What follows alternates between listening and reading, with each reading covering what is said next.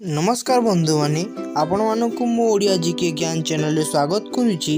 आज आम भारत में वर्तमान किए क्यों पदवी नियुक्त अछंती ता विषय जानिबा एवं शिखिबा। वीडियोटी स्टार्ट करने पूर्व जदि आपण मानक मो वीडियो भल लगुथिबो ते वीडियो को लाइक करदेबे एवं चैनल को जदि न आसिचंती तेबे चैनल को सब्सक्राइब करदेबे।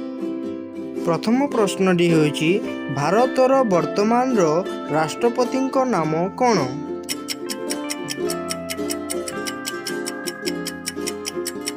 यही प्रश्नर सठिक उत्तर होछि द्रौपदी मुर्मू।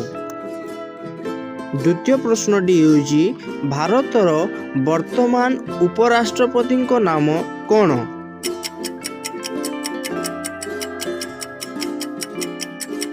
यही प्रश्नर सठिक उत्तरटी होछि श्री जगदीप धनकर। वर्तमान भारतर उपराष्ट्रपति जगदीप धनकर अछंती। तृतीय प्रश्नटी होछि भारतर वर्तमान प्रधानमंत्री नाम कौन?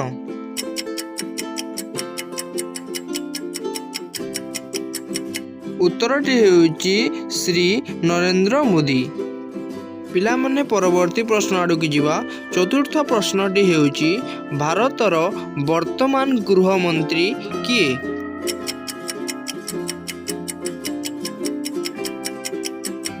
यही प्रश्नर सठिक उत्तरटी होछि श्री अमित शाह।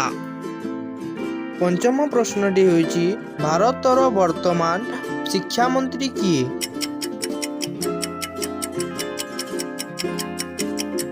यही प्रश्नर सठिक उत्तरटी होछि श्री धर्मेंद्र प्रधान।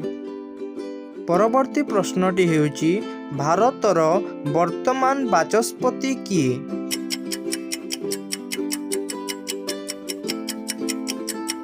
यही प्रश्नर सठिक उत्तरटी होछि श्री ओम बिरला। सप्तम प्रश्नटी होछि भारतर वर्तमान अर्थमंत्री किए?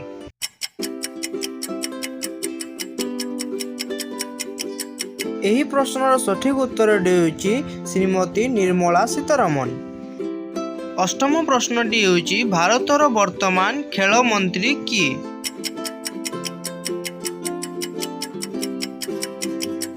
वर्तमान खेल मंत्री हेउचंती श्री अनुराग सिंह ठाकुर।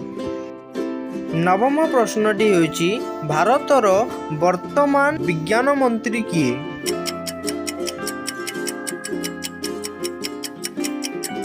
पिला माने एही प्रश्नर सठिक उत्तरटी होछि जितेंद्र सिंह। आजिर शेष प्रश्न दशम प्रश्नटी होछि भारतर वर्तमान खाद्य मंत्री किए?